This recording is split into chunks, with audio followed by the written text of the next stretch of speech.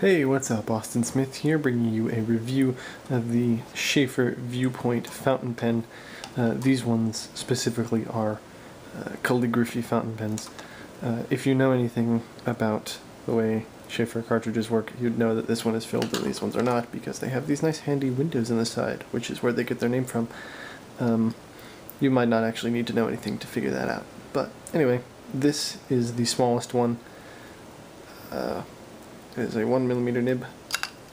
This is about a 1.5mm nib with no marking for some reason. But those are not really what I'm here to talk about. I'm here to talk about this one, which is a giant one. This is a 2mm nib. So, you start on the top, you can see that these ones have a bit of a slant there at the top. This one is a broad 2mm italic. For calligraphy purposes, you have the clip here with the Sheaffer white dot. Used to mean lifetime guarantee. No longer means lifetime guarantee. Now it means Sheaffer. It says Sheaffer a couple times around the band there.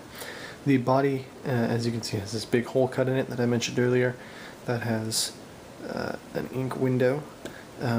It's only good for cartridges, I believe. I've tried to put a converter in here and I don't think it works, which is rather unfortunate. The back has nothing. Take the cap off and you get this little grip. This grip is separated from the plastic beneath, so if you were to unscrew this, like so, you could pull this grip off like I'm doing there. And it does come all the way off, so if you spill ink and it gets up underneath the grip, you can take it off to clean it. The grip is fairly grippy. It's got little holes in it that are more uncomfortable than anything else. I don't really think they add to anything, but whatever. You have a little color piece of plastic there before you get to the nib, which, as you can see right there, is a really wide, broad italic that says Sheaffer on it. The nib and the feed are not removable as far as I know. I have not been able to take them out, and I really wouldn't want to try much harder than I have. Although I did that without looking up whether or not they are removable. They probably aren't. I think Sheaffer pens have a history of not being removable. Anyway, you can cap the pen, and that's where you can notice, let's see if I can get this to work, something that's a bit wrong with this particular pen. You can see it right there. Maybe? Maybe. Maybe? My lighting isn't helping me here. There's a little stress crack right there. Here, let me adjust. Let me see if I can.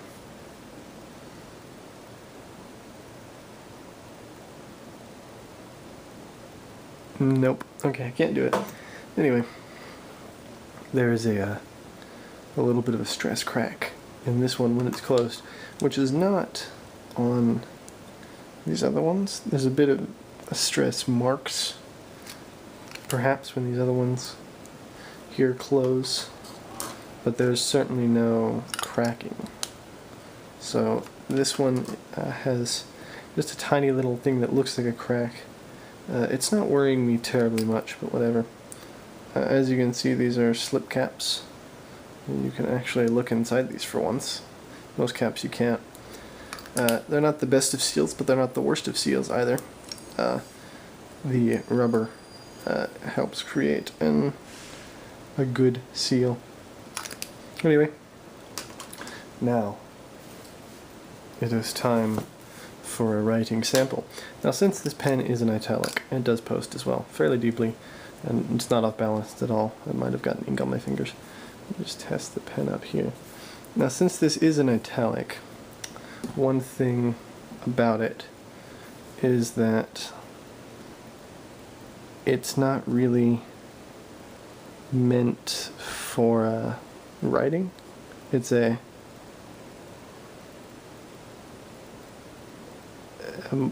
sharp nib. This is me going very fast. And so, since it's not really meant for just straight up writing, it's kind of hard to do a quick brown fox for you. See, here's, I spelled view wrong. And so this is a broad italic.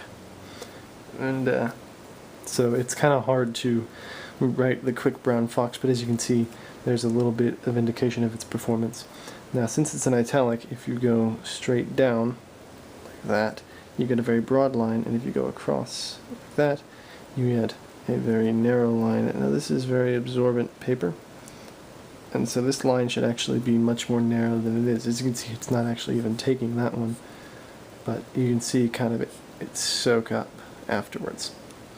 So this paper is not the best for demonstrating that. But anyway, I'll begin writing just a tiny bit of the alphabet in the Sheaffer Gothic, just so that you can get an idea of how it works. The flow is fairly consistent, and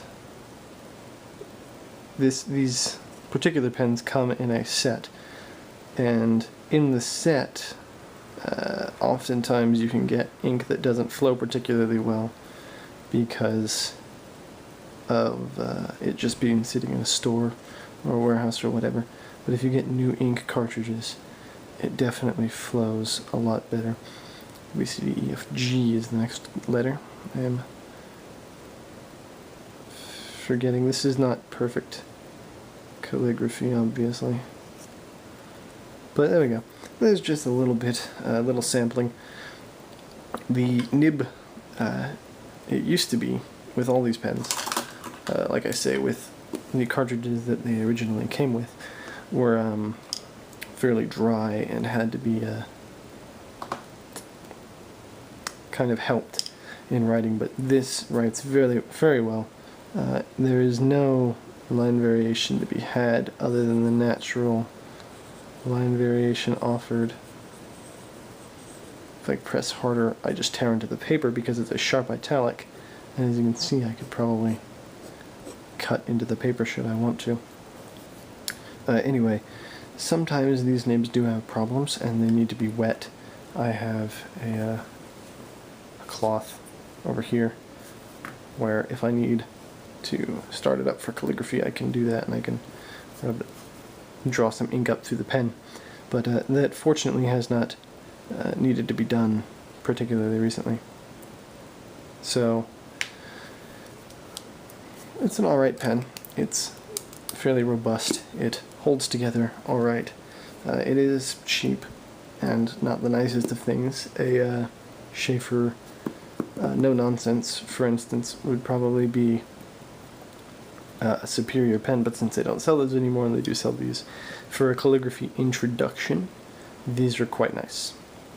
I would recommend getting better pens afterwards though. So yes, thank you for watching.